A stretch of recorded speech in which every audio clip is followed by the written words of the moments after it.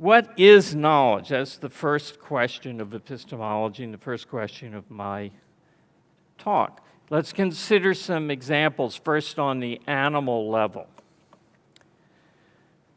I have 2 cats. They both know me, and they know my wife, Jean. My one cat knows how to get outside by using the pet door. The other cat doesn't. A squirrel knows where it's buried its nuts for the winter. Those are on the animal level. What about on the level of a human infant? Well, a human infant knows its mother after a certain short period. It recognizes its mother. It knows that the milk bottle coming towards it is bringing something good. Later, the infant becomes a child, learns to count, knows how to count, learns how to read, learns how to add 2 and 2, and becomes an adult, and he knows a whole raft of things, even if he's not living in 21st century America. He knows how to use money to buy and sell. He knows that there's such a thing as health and illness, and knows something about how to keep himself well. Or if he's a scientist today, he knows the laws of physics. If he's an electrical engineer, he knows Ohm's law. If he's a programmer, he knows how to write an app. So that's a whole range of knowledge. What do they have in common? Well, in order to answer that, this will be one of the themes of the course, you have to say as opposed to what? All these things, from the first example of a cat knowing me as opposed to a stranger, to a programmer knowing how to write an app, are a state of consciousness. So what would we contrast that with? Well, imagine you're riding in a car, and you're looking out the window, and the scenery's going by. That's not knowledge. It's awareness, but if you're just watching it, that's not knowledge. You dial a phone number. Somebody says, call up so-and-so, it's 239-956, and you dial it in. You have no intention to remember it. And 5 minutes later, he says, oh, dial it again. What was it? I didn't store it. I don't remember. That's not knowledge. Knowledge is retained awareness. It's something you possess. I have the knowledge that Albany is the capital of New York State.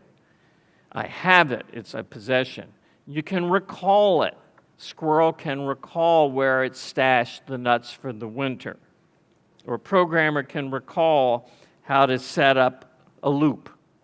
So the first thing we can say about knowledge is that it's a form of awareness. It's not a momentary awareness, it's a retained, recallable awareness.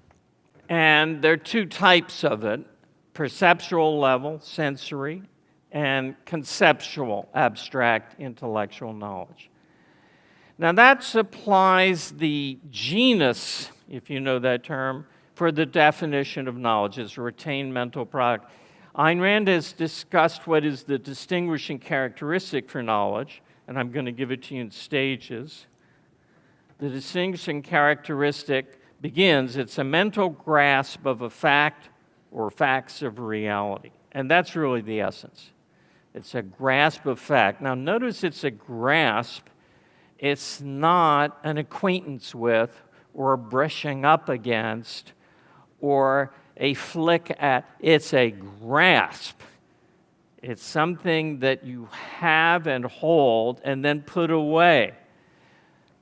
That word grasp is very important. And it's a grasp of reality. Next part of the definition, reached either by perceptual observation or a process of reason. A process of reason based on perceptual observation. That's the essential of the objectivist epistemology, right in that definition.